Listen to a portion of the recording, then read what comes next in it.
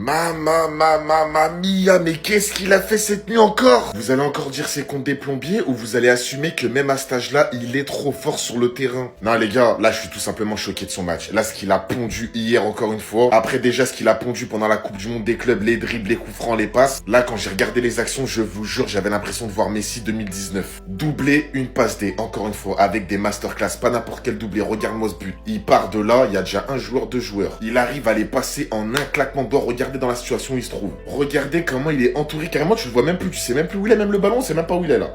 Sur la situation des gardiens, je vous avais prévenu depuis le départ. Et tout est tout simplement en train de se confirmer. Flick a demandé un nouveau gardien. Johan Garcia, vu son prix, était une superbe opportunité de marché. Johan Garcia a signé pour être le gardien numéro 1. Ça m'étonnerait qu'il soit là pour être le gardien numéro 3. Chesney, qui de base sort de la retraite, a un faible salaire, a prolongé jusqu'en 2027. Ça m'étonnerait qu'il ait prolongé jusqu'en 2027 pour être dans la réserve en tant que gardien numéro 3.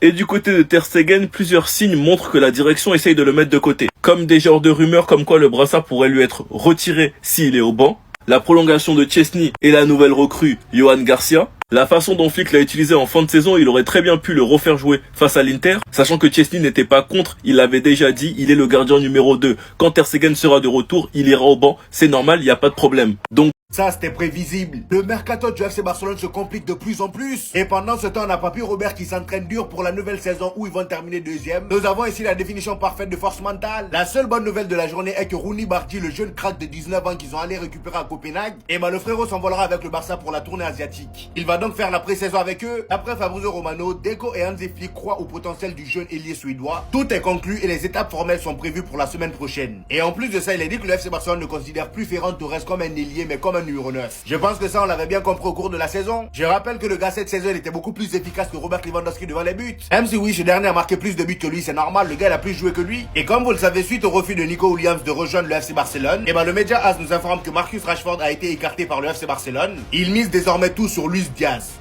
Pardon? Attends, je vais m'essuyer les yeux, peut-être que je vois mal.